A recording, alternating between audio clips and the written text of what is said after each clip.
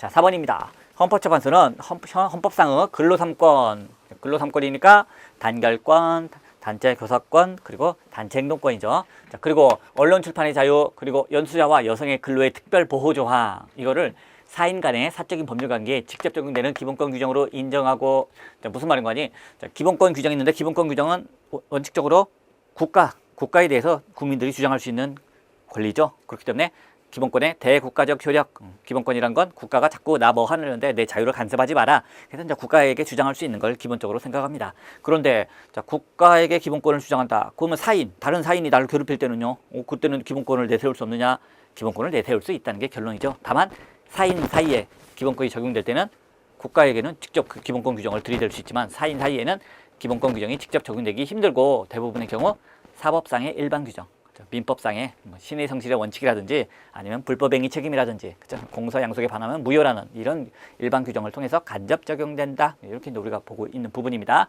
근데 그중에 직접 적용될 수 있는 기본권은 사인 간에도 직접 적용되고 나머지가 이제 간접 적용된다 이렇게 표현하는데, 어떤 기본권이 직접 적용되는 건지, 그리고 뭐가 뭐가 나머지라서 간접 적용되는 건지, 그리고 또 어떤 경우는 아예 성질상 사인 사이에는 아예 문제가 되지 않는 기본권이라서, 그렇죠? 국가에게만 주장할 수 있을 뿐이지 사인한테는 주장할 수 없는 거, 즉 사인 사이에는 아예 적용되지도 않는 기본권도 있는 거 아니냐, 이렇게 학설은 나뉘었지만 우리 헌법재판소는 그걸 정확히 구별해서 판시한 바가 없다는 겁니다. 근데 여기 지문은, 자, 헌법재판소는 자, 사인 간의 사적인 법률 관계에 직접 적용되는 거, 기본권이 직접 적용되는 기본권 규정이 이런 것들이다.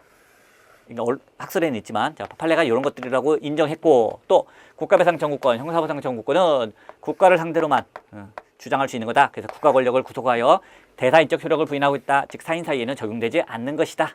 이렇게 하고 있다 얘기하고 있습니다. 이 학설은 뭐 충분히 이런 학설이 많지만은 틀린 지문입니다. 왜? 헌법재판소는 이런 걸 구별해 준 적이 없어요. 그렇죠? 그래서 결국 대법원도 그렇고 헌법재판소도 그렇고 이건 반복해서 얘기하고 있습니다. 자, 기본권 규정은 사인 간에 어떻게 적용되느냐? 직접 적용될 수 있는 건 직접 적용된다. 하지만 직접 적용될 수 없는 거는 사법상의 일반 규정을 통해서 간접 적용된다. 그럼 뭐가 직접 적용되는 건데요? 그리고 혹시 성질상 아예 사인 사이에는 적용 안 되는 것도 있나요? 뭐가 그런 건지는 언급을 한 바가 없다는 겁니다. 그래서 틀린 지문이에요. 여기서는 이러한 기본권에 대해서는 직접 적용된다고 했고, 이러한 기본권에 대해서는 아예 적용도 안 된다고 했다. 그런 말 한 적이 없다는 겁니다. 틀린 지문들 보시면 되겠습니다. 자, 2012년도 변호사 시험에 나왔던 지문이니까 조심하셔야 돼요. 자, 그 다음 문제 볼게요.